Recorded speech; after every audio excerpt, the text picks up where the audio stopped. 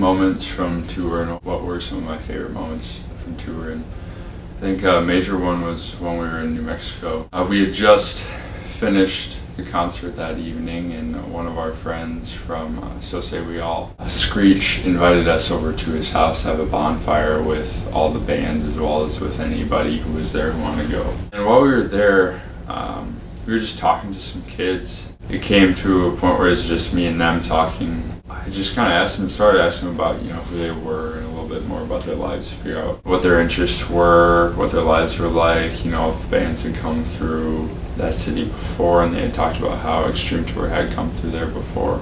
So it's cool to just be able to hear a little bit about that from them. But then the conversation started getting a little bit deeper about their pasts and what those were like with their families.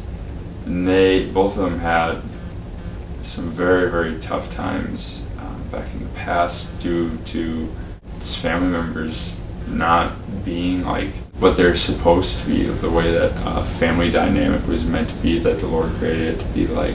They talked about all the things that happened and all the hurts that come in. It was just kind of tough to hear.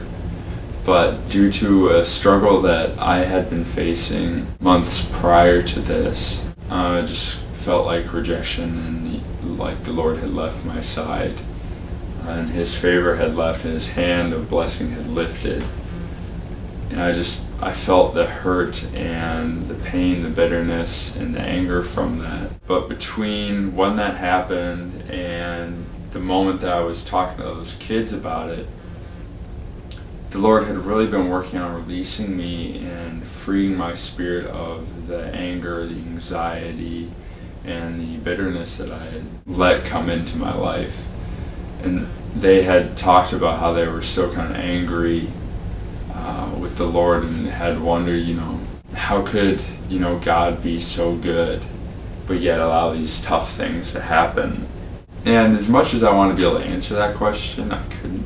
So I just tried to speak to them from the testimony that I had had from that and the healing that God had done in my heart that finally freed me to be able to come to the point where I am now, where I'm happy, free from that past kind of weight that had been sitting on my shoulders for a long time.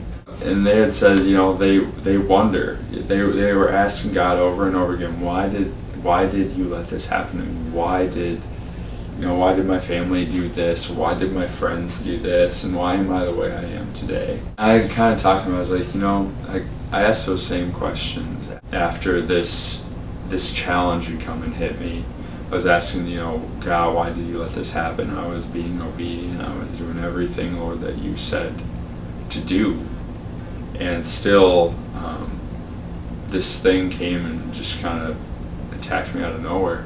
And so I asked the Lord that, and through that process I learned that the Lord doesn't always answer when we want the answer. He answers in His own time.